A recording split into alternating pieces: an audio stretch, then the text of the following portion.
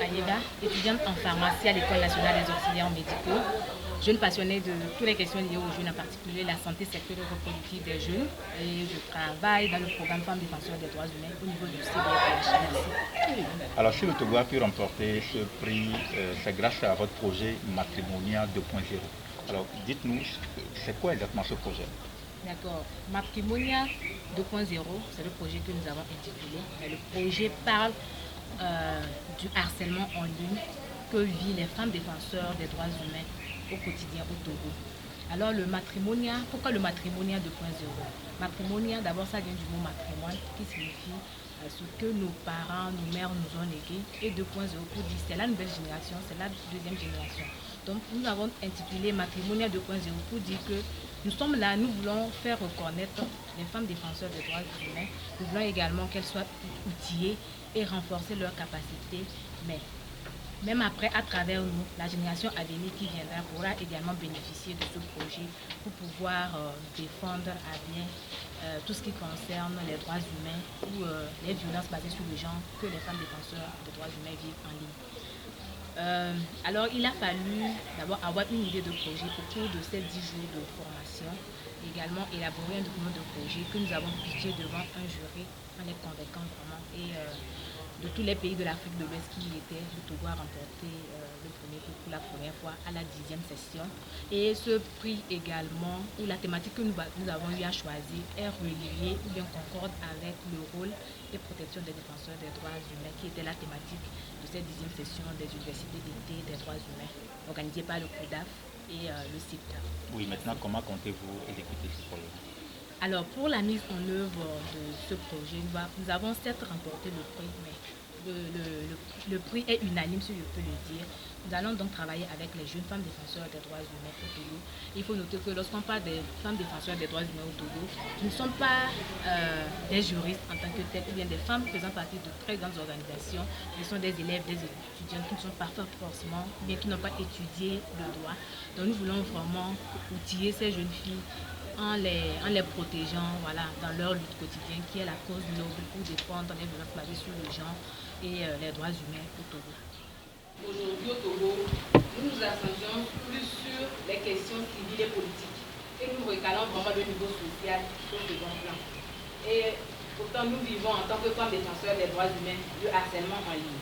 Donc, nous avons nommé notre projet Matrimonia 2.0. Il s'agissait de quoi?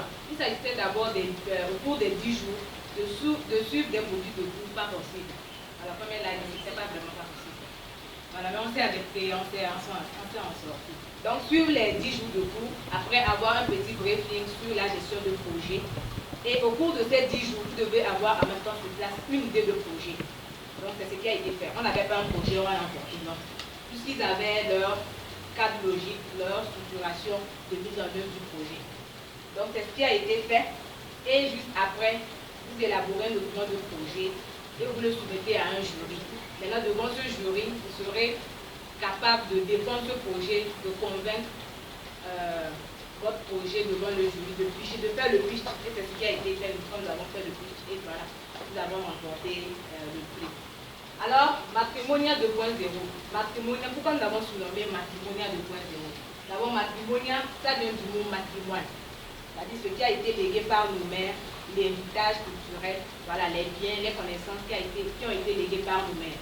Maintenant, 2.0, pour dire que c'est la deuxième génération, la nouvelle génération des jeunes filles engagées, voilà, pour la défense des droits humains. Et voilà, donc ça a donné Matrimonia 2.0.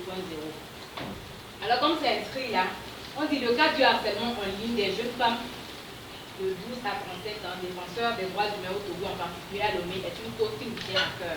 Voilà. C'est ce phénomène est plus visible lorsque les jeunes femmes s'impliquent davantage et s'expriment en ligne. Les activistes sont attaqués en raison de leur lutte, les messages qu'elles posent et surtout pour leur genre. Et pour remédier à cette situation qui porte atteinte aux droits des jeunes femmes, nous proposons le projet Matrimonia 2.0. Excusez-moi, il fait chaud. 2.0. On se dit qu'aujourd'hui, au Togo, lorsqu'on parle des femmes défenseurs des droits humains, voilà, comme nous, ce sont des élèves, ce sont des étudiants, ce ne sont pas forcément celles qui ont étudié le droit, ou bien qui sont des juristes, mais nous faisons partie des plus grandes associations du Togo. Voilà, c'est nous.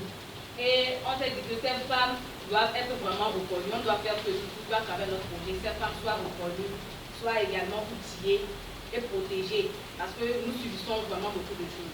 Alors on s'est dit qu'aujourd'hui, les réseaux sociaux sont vraiment un outil de communication où il y a du n'importe quoi. Voilà. Et en tant que femme défenseur des droits humains, par exemple, dans certaines sociétés au Togo ici, parler de la sexualité ou bien parler de la violence faite à une femme, ce n'est vraiment pas ça. Donc, et si par exemple une des femmes défenseurs des droits humains pose ça, vous conviendrez avec moi que vous allez voir les insultes des internautes antiféministes qui disent bon, tu n'as rien à faire, voilà, c'est la modernisation qui t'a Voilà, donc notre projet s'intitule harcèlement en ligne. Contre les défenseurs, oui, harcèlement en ligne que subissent les femmes défenseurs des droits humains au Togo. Donc c'est ce qui nous a fait remporter le prix, le premier prix. Et voilà, Matrimonia 2.0. Alors, le Matrimonia 2.0 est une solution que nous apportons en tant que défenseurs des droits humains pour remédier au harcèlement en ligne, qui est un défi quotidien auquel nous faisons face. Alors actuellement, le plan Togo, plan international Togo, est en train de mettre en œuvre un projet dénommé harcèlement en ligne, n'est-ce pas? Voilà. C'est également, notre projet porte plus sur les femmes défenseurs des droits humains. Nous voulons vraiment protéger ces femmes défenseurs des droits humains qui subissent vraiment des harcèlements, des insultes pas possibles en ligne. Donc à travers notre projet, nous voulons réduire, tout d'abord nous voulons réduire, ensuite continuer à lutter contre le harcèlement en ligne des jeunes femmes défenseurs des droits de l'homme à Lomé durant l'année 2021. Alors pour notre projet, nous sommes ce que nous ferons durant l'an 2021, bien sûr, avec votre accompagnement et votre soutien. Bien sûr, nous l'avons remporté, mais c'est grâce à vos prières et c'est grâce même aux argumentaires de certains d'entre vous qui nous ont aidés lorsqu'on était là-bas. On appelle celui-ci, voilà, de nous aider. Dans deux passages, je dis merci bien de choses à Roger, qui vraiment nous a également soutenu, même les veillées de 3 heures. Ça n'a pas été facile. S'il vous plaît, un bon projet. Un bon projet. Voilà, vous êtes trop nombreux, donc je ne pourrais pas citer tout le monde. En tout cas, il a beaucoup fait, il nous a beaucoup aidé pour la mise en œuvre de ce projet. Alors, à travers notre projet, nous avons actuellement comme taux pour notre budget 500 000 francs, mais ce qui veut dire que nous devons mobiliser des fonds, c'est-à-dire des ressources domestiques. Nous devons aller de Paris chercher des ressources domestiques. Donc, je sais qu'à travers nous ici, chacun de nous a un contact qui pourra nous aider à vraiment mobiliser les ressources financières pour vraiment mener à bien notre projet. Et en ce qui concerne les activités, nombreuses sont les activités que nous avons listées pour pouvoir mener notre projet. Et nous nous sommes dit que nous allons renforcer la capacité des jeunes femmes, nous aurons à les identifier ici à Lomé. Et voilà, ce n'est pas seulement Lomé. Pourquoi? Parce que nous sommes dit d'abord que nous allons commencer par Lomé et après sur toutes les entités du territoire pour le faire. Mais comme toute chose, il faut d'abord tester. Donc, nous allons le tester, nous allons renforcer les capacités de ces jeunes femmes. Nous allons également sensibiliser les internautes antiféministes. Voilà, ceux qui sont là, qui insultent les femmes. Voilà. Comment est-ce que nous allons arriver à le faire? C'est-à-dire à travers les réseaux sociaux, on verra combien de vues. On ne peut pas les identifier comme ça. Et personne ne peut se déclarer qu'il est internaute. Donc, c'est à travers les vues, les likes, les commentaires que nous serons vraiment pour mobiliser les chiffres. Ensuite, les femmes qui seront identifiées auront des cas d'échange avec les institutions de l'État, de la société civile également, pour échanger sur ce qu'elles vivent en tant que femmes défenseurs des droits humains. Donc, je ne sais pas si j'ai manqué quelque chose, mais les filles sont là. S'il y a quelque chose à ajouter, elles peuvent ajouter. Je vous remercie.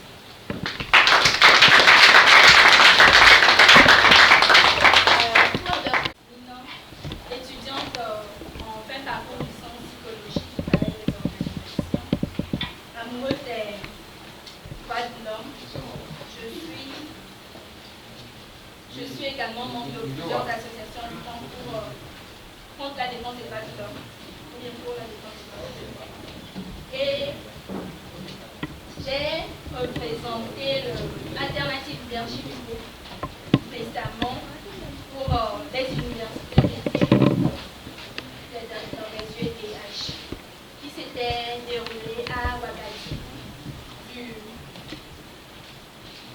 du 18 au 28 octobre passé. Le week-end avant le week-end du 28. 18 au fait.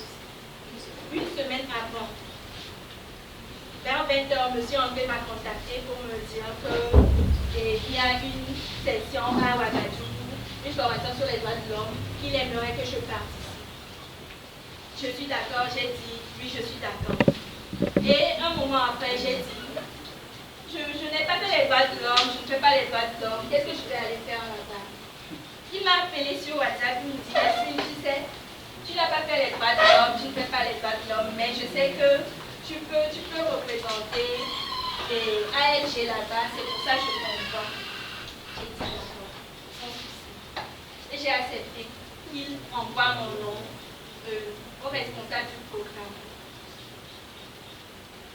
Le dimanche, il me contacte encore pour me demander si j'ai 40 000 pour faire le test Covid avant de partir. Parce qu'il est important qu'on fasse le test Covid ici avant de partir. Parce qu'on aura à montrer les résultats là-bas, ici et là-bas. J'ai dit, je n'ai pas encore les 40 000, mais je suis sûre que je vais les avoir avant qu'on ne parte. Et dans la semaine, bon, j'ai revu les 40 000 et j'ai fait le test. C'était ça. Sharon va vous raconter son histoire. Son histoire est plus intéressante que la mienne. C'est quoi les UETH? Ici, la photo là, c'est le jour où on avait lancé les UETH. C'était le 19 octobre. On avait fait le lancement officiel hors de l'hôtel parce que ici, c'était lors du lancement officiel. Là, c'est la madame, la ministre des droits de l'homme du Burkina Faso. Celle-ci, c'est la responsable, la chef projet du CODAC. Là, c'est nous trois. Là également, nous trois avec deux Béninois. Deux autres Béninois.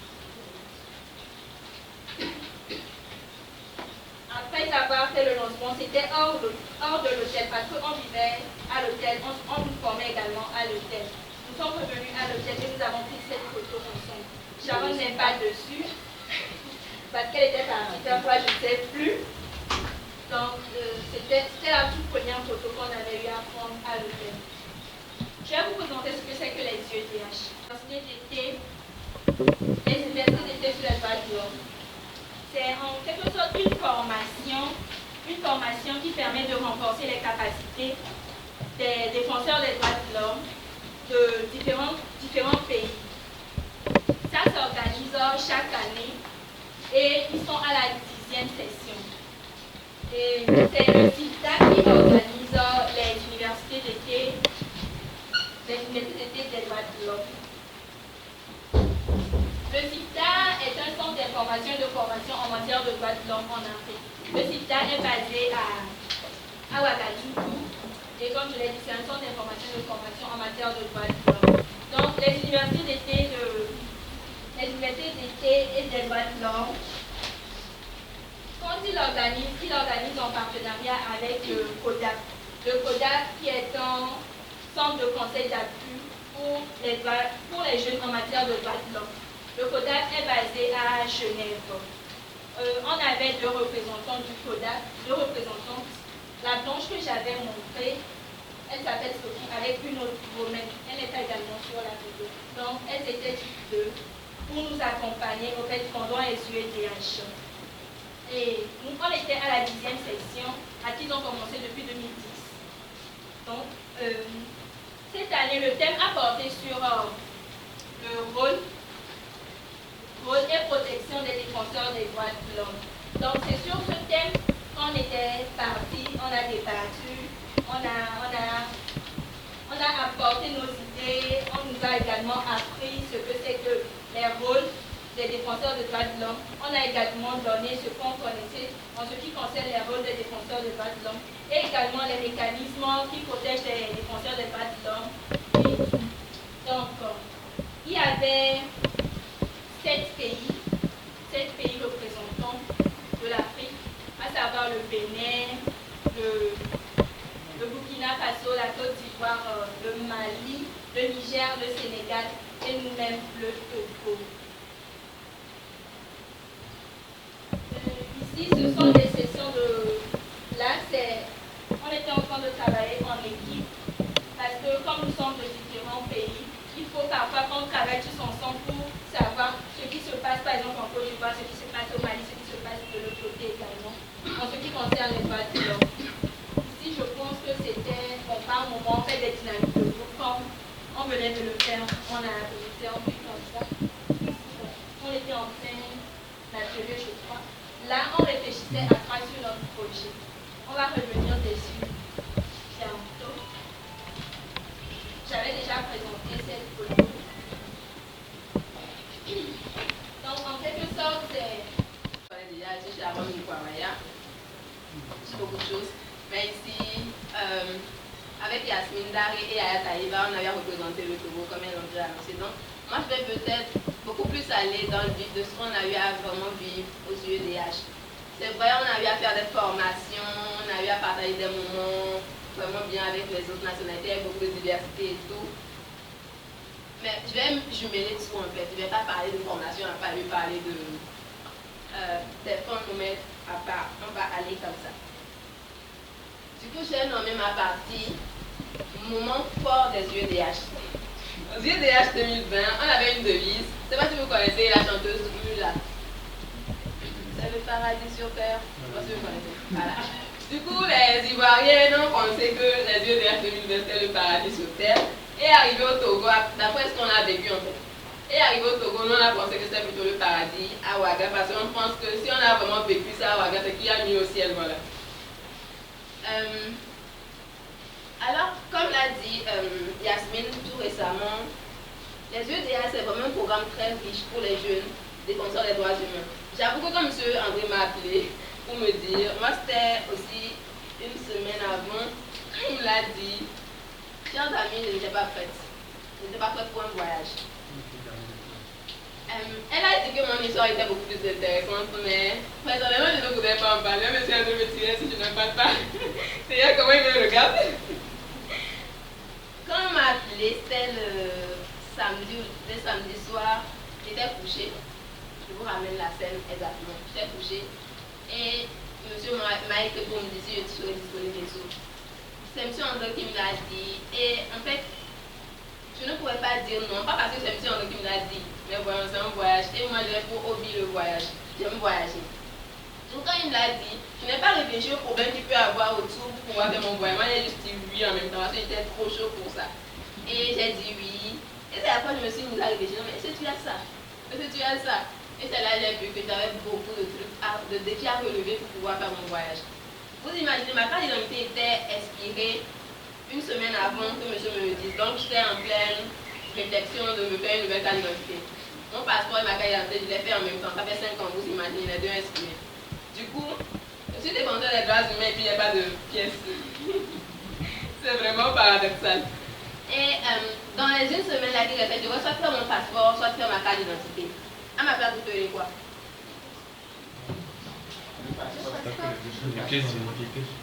Le passeport, je me suis dit ça va prendre beaucoup de temps. Mais la carte d'identité, je me suis dit ça sera beaucoup plus facile. D'autant plus que c'est juste un renouvellement. Et le lundi déjà, j'ai déposé mes trucs pour la carte d'identité et tout. J'avais assuré et tout. Que déjà le mercredi, non mais j'avais ma carte, j'allais passer mon test Covid. Et puis je ne savais même pas que j'allais passer le test Covid. On y revient. J'aurais ma carte et tout, et puis je ferais mon voyage tranquille. Donc moi j'étais zen et tout, je venais, on travaillait avec les filles, voilà. Et le mercredi est arrivé, je n'ai pas ma carte. Le jeudi est arrivé, je n'ai pas ma carte. Vous savez que la dépression tue. Le vendredi, j'étais dans un état émotionnel, j'ai jamais vécu ça en fait. Disons du vendredi au samedi, disons que octobre a connu une vacillation de mon état émotionnel vraiment très catastrophique pour moi-même. J'avais pris une photo, je voudrais bien vous la montrer, mais vous ne saurez jamais que c'est moi. Tout simplement parce que j'avais tellement pleuré que mes yeux étaient enflés rouges. Vous imaginez? Pas parce que monsieur avait confiance en moi. Il m'avait dit, il avait dit à tout le monde que j'aille et tout. Maintenant, je venais lui dire que monsieur, vous savez pas, ma carte n'est pas prête. Alors qu'il est très bien prévenu d'avoir mes papiers et tout. C'est déjà pas de l'amour pour moi-même. Mais c'est ça, on était en train et tout. Le vendredi, je n'avais pas ma carte. Alors que le dimanche, je voyageais. Du coup, j'ai pas ma carte, je vais faire le test Covid comment? Ok. Maintenant, on allait, monsieur. Finalement, j'ai dit à monsieur, j'ai pas ma carte. Il a dit, quoi? Je monsieur n'a rien dit depuis et tout. Et voilà, Dieu faisant bien les choses, ça s'est fait et finalement j'ai eu ma carte. J'ai eu ma carte vendredi. C'était vendredi, on va dire le 18. J'ai eu ma carte vendredi le 16 octobre 2020 à 20h05. C'est un truc que je ne vais pas oublier en fait. Ça fait 20h05, ça fait la nuit, je sais. Mais avant de quitter la maison, j'avais dit à ma daronne qu'en fait, si je ne rentre pas, de ne pas s'inquiéter, j'aurai ma carte avant de rentrer. Donc si je rentre, c'est que j'ai ma carte, si je ne rentre pas, c'est que je n'ai pas ma carte. C'est ce que je viens de dire avant de quitter. Elle a dit non, mais c'est encore quoi. Elle m'a appelé maintes fois, j'ai refusé de décrocher et tout. J'ai eu ma carte, je suis rentrée tranquillement. C'est vrai que j'avais eu quelques problèmes de santé parce que c'était beaucoup trop fort pour moi émotionnellement. Mais finalement, j'ai ma carte. Et j'ai promis à tout le monde, à M. André, à ma mère, à tout le monde, que de retourner dans mon passeport et je suis en train. Il ne faut pas que ça m'arrive encore une fois. Du coup, finalement, j'ai été aux UEDH où, en plein travail, à qui nous est tombé malade. Par moment, j'ai fait même une vidéo de quand on la piquait pour vous montrer, mais c'est pas le moment. Aux UEDH, on a fait des formations. Moi, je vais résumer ce qu'on a fait en de petits mots-clés que vous aurez à voir par des images. Le teamworking. Le teamworking, travail de groupe, comme vous l'entendez, c'était des moments où on ne travaille pas seulement par groupe pays, mais on travaille aussi par moment, par groupe, par de diversité. Vous êtes assis avec 5 personnes travaillent sur ça. C'est un peu comme ça. Vous ne connaissez pas les gens. C'est dans les 30 minutes qu'on vous a donné que vous allez apprendre à connaître les gens. Vous allez apprendre à comprendre leur façon de penser. Vous allez apprendre à accepter tout ce qu'ils disent ou à pouvoir communiquer avec eux pour qu'il n'y ait pas de problème en fait. C'est ce qui s'est passé aux UEDH. Et ici, je crois, il y a 3 pays ici déjà, Togo, Burkina et Mali. Togo, Niger, Côte d'Ivoire, Niger, Burkina et Bénin. Côte d'Ivoire, Burkina. Et voilà, c'est ce qui s'est passé au teamworking. Du coup, on travaillait sur des questions et tout. Mais par moment, on travaillait aussi par pays. Et par pays, on travaillait sur des projets. Chaque pays, avant d'arriver aux UEDH 2020, a une idée de projet, qui cadre avec le thème de la session. Et le thème de notre session était rôle et protection des défenseurs des droits humains. Voilà, chaque pays a eu à proposer un projet qui résolvait un problème lié aux défenseurs des droits humains dans son pays. Du coup, la team Togo a pensé au projet Matrimonia 2.0, nous y reviendrons. Donc, pendant ce moment de teamworking, on ne se levait pas juste pour travailler parce qu'on sait travailler sur des projets, non. On travaille suivant le canevas du CODAP. CODAP, enfin, nos formateurs. Vous n'aurez pas à faire autre chose à part ce qu'ils vous ont appris en fait. Du coup, pendant les formations, on a eu à parler d'abord on a eu des formations de base sur les défenseurs des droits humains, ce que c'est qu'un défenseur des droits humains, ses rôles. Et je vous assure, chers amis, la première formation ou la première communication était catastrophique pour nous. Je me représente Sharon Mukwaya. Et je suis étudiante en botanique pharmacie. C'est une branche de la pharmacie, pharmacie thérapeutique africaine. Je ne sais pas si vous me suivez. Elle, c'est Ayat Aïba, vous la connaissez. Elle est à ENAM. Elle est dans le domaine de la santé. Elle, à côté, Yasmine Daré, elle est en psychologie. Est-ce que vous avez entendu quelque chose de droit là-bas? Voilà. Du coup, on ne savait rien sur les droits. Enfin, pas comme on ne savait rien sur les droits humains, mais les articles, les tests, on ne maîtrisait pas trop. On connaissait juste ce qu'on pouvait dire ici comme ça, mais on ne pouvait pas vous dire que l'article tend d'ici pour ça et ça. Du coup, la première formation, c'était complexe pour nous. On ne se sentait pas à notre place, on se disait non mais pourquoi monsieur nous a amenés ici? Il y a bien des défenseurs des droits humains qui pouvaient bien représenter le Togo. Non mais qu'est-ce qu'il nous a fait? Et après, il a l'habitude de nous dire une bosse que les filles, vous savez, même si vous ne revenez pas avec le prix, vous êtes déjà nos champions. On vous dit ça d'abord. C'est un peu pour vous dire que d'abord vous devez revenir avec le prix. Du coup, il jouait sur les mots pour nous dire, ramener la victoire, vous imaginez un peu. Donc à chaque fois qu'il nous dit ça, il dit, Yasmine, monsieur a encore écrit la même chose. Il nous booste toujours. Du coup, c'est un peu ça. Au premier, on ne lui avait rien dit et tout. On se sentait vraiment pas à notre place. Mais déjà, au deuxième jour, il y avait déjà des formations sur la gestion de projet. Là, on se sentait vraiment dans notre groupe parce que déjà, on on travaille déjà sur des projets. Et maintenant, vous pouvez nous appeler chacune coordinatrice de projet, s'il vous plaît.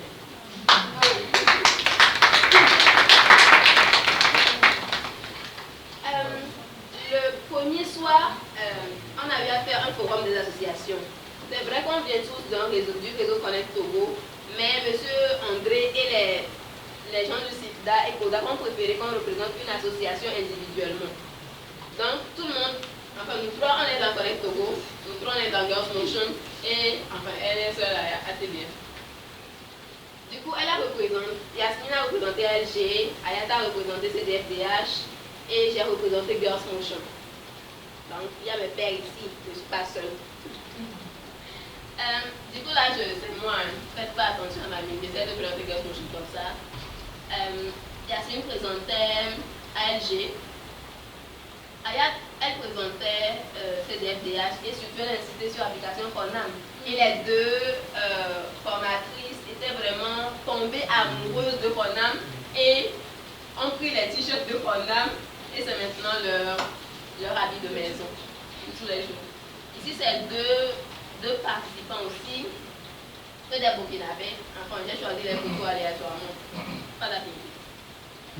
Ici, c'est la diversité. Pourquoi je l'appelle diversité? C'est le moment où nous ne sommes pas en togolaises, elles ne sont pas en ivoiriennes, ils ne sont pas en burkinabés et tout. On est mélangés et on travaille. Moi, c'est l'un de mes moments les plus forts parce que d'abord, c'est compliqué de travailler avec quelqu'un que tu ne connais pas. C'est maintenant que tu apprends à connaître la personne, à savoir comment la personne fonctionne et à pouvoir suivre ce que la personne fait. Du coup, c'est un peu compliqué au début, mais après, on s'est mis dans le même business. Ici, c'était... Ah, je vous dis, le groupe 4 c'est le meilleur groupe, elle le sait, parce que je suis. Ici, c'est un groupe de diversité aussi. Tout est mêlé. Vous connaissez Ayat. Elle s'intègre relativement rapidement. Je vous assure qu'elle a une photo dans son téléphone. Elle a une photo avec une personne. Genre, quand vous prenez chaque personne, quand vous prenez tous les participants des UEDH, Ayat a les répertoires dans son téléphone. Visite touristique. Yasmine, elle est tombée malade. J'ai filmé là où elle connaît sa figure et tout. Du coup, elle était couchée à l'hôtel et nous on était allés en visite touristique. C'était le lundi. Bon, on lui a amené les photos, elle a vécu ça aussi. Donc on ne pouvait pas faire mieux. À la visite touristique, c'est l'une des photos de famille où Yvonne pensait que les rues des féminines c'était vraiment le paradis sur terre. Là, c'est Romaine, l'une des formatrices, et Ayat. Dites-moi, selon vous, c'est qui l'albinos et c'est qui la métisse? En fait, c'est compliqué pour moi-même de les reconnaître. Là, c'est toujours Ayat. En fait, jusqu'à présent, je ne sais pas tout ce qu'elle voulait faire. Je ne sais pas si elle voulait grimper ou bien... Mais c'est Ayat. Et là, c'est moi avec mon beau sourire. Ici, c'est toujours moi, votre mannequin préférée. Là, c'est Ayat, Romaine et la Nigériane Mariama. Émission spéciale. Là, on devrait, chaque pays devait envoyer un représentant à l'émission télévisée où on allait parler un peu des problèmes que les défenseurs des droits humains dans leur pays et tout. Du coup, ça c'est le Sénégal qui parlait. Si c'est Sophie du Koda, puisqu'elle est la formatrice, elle était avec nous. C'est Sharon du Togo. Et là, c'est Solastika du Burkina Faso. Alors, d'abord, je pourrais vous dire que être défenseur des droits humains, c'est pas avoir des grands diplômes en droit. Être défenseur des droits humains, c'est pas se tenir devant la cour pour défendre une personne, non. Être défenseur des droits humains, c'est simple. C'est pouvoir accepter une cause à cœur et pouvoir défendre cette cause. C'est avoir vécu quelque chose que vous n'avez pas aimé et vous ne voulez pas que les autres vivent ça en fait. Être défenseur des droits humains, c'est vivre une cause, accepter une cause et la défendre pour sauver d'autres personnes en fait. On n'a pas besoin, j'ai pas besoin de faire des droits, je suis bien un botaniste là comme ça. Mais je défends les droits, parce que c'est une passion pour moi. Et je n'ai pas eu à faire le droit avant d'avoir mon diplôme, n'est-ce pas les filles? Remise des prix, l'un des moments les plus forts. En fait, il y avait des moments plus forts comme les soirées culturelles où Ayata dansé. Moi, je ne savais pas danser, donc j'étais dans mon coin. Yasmine a chanté, vous connaissez la chanson de Master Popa, je viens de là, je suis née là-bas. Vous avez vu Yasmine en mode, bref. Je laisse continuer. Je laisse continuer les filles. Tout ce qui se passe à Ouaggara. Alors, ici, c'est remise des prix et attestations. Ici, c'est la Côte d'Ivoire qui a reçu le prix du meilleur pitch. Ah, je vous le disais, aux UEDH 2020, on avait reçu beaucoup de formations. Et moi, la formation que j'ai prise, c'est parce que c'est là où je me retrouvais. C'est la formation de gestion de projet. Là, j'ai dit qu'on n'allait pas à la méthode CODA où on a eu à nous apprendre à faire l'ABA-problème. L'ABA-problème où vous aurez à parler des... Vous prenez d'abord votre problème, ce qui est le problème de votre pays. Vous aurez à détailler des causes et des conséquences de ce problème. C'est ça qu'on appelle ABA-problème. Ensuite, il y a la carte tactique. C'est un peu comme vous avez le problème, maintenant vous cherchez les objectifs spécifiques. Enfin, d'abord vous cherchez comment résoudre le problème, ensuite les objectifs spécifiques, l'objectif général surtout, et les résultats attendus. C'est un peu ça la carte tactique. Il y a la problématique qui découle après tout ce travail fait. Vous aurez à élaborer votre problématique et surtout suivi et évaluation du projet. Il y a méthode d'action, stratégie de plaidoyer, stratégie de recherche de fonds basiques. Vous avez le projet, vous n'avez pas les fonds, vous allez faire comment? Donc c'est basique là-bas. Et ma meilleure partie, c'est savoir pitcher son projet. C'est ma meilleure partie. Oh my god. Vous savez, je ne peux pas vous dire tout ce qui s'est passé au UEDH 2020. C'est impossible que je vous dise ce que j'ai vécu dans 10 jours. En combien de minutes les filles? Je ne peux pas. Du coup, ce qu'on va faire, c'est vous proposer de nous suivre dans les jours à venir. Parce que là, c'est juste le lancement. On est arrivé avec un projet, on a gagné le prix avec un projet. C'est juste le lancement qu'on est en train de faire là. Et on aura besoin de vous tous. Sinon, nous tous, pour pouvoir porter pour ce projet. Parce qu'on a peut-être gagné ça à 3, mais on ne va pas le faire à 3. On l'a gagné pour le Togo. Vous êtes togolais ou pas? Je suis togolaise. Du coup, ici, la Côte d'Ivoire a gagné le prix du meilleur pitch. Voilà, Yvonne, ouais, on va pas parler d'elle. C'est sur la Côte d'Ivoire, Mali, Sénégal et Burkina Faso. Ici, c'est le Burkina Faso, groupe 2, je crois, qui ont gagné le prix de l'originalité. C'est toujours le Burkina Faso, le prix de maîtrise des concepts. Et maintenant, voilà vos heureux gagnantes qui ont gagné sur les prix. C'est-à-dire, je retourne en arrière. Prix du meilleur pitch, prix du meilleur, prix de l'originalité, autant pour moi. Prix de maîtrise des concepts, prix de tout ça là, au concours. Un bon pour un, s'il vous plaît.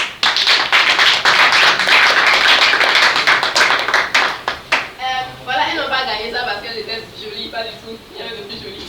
Elles ont gagné ça parce qu'elles sont allées avec un projet que nous dénommons Matrimonia 2.0.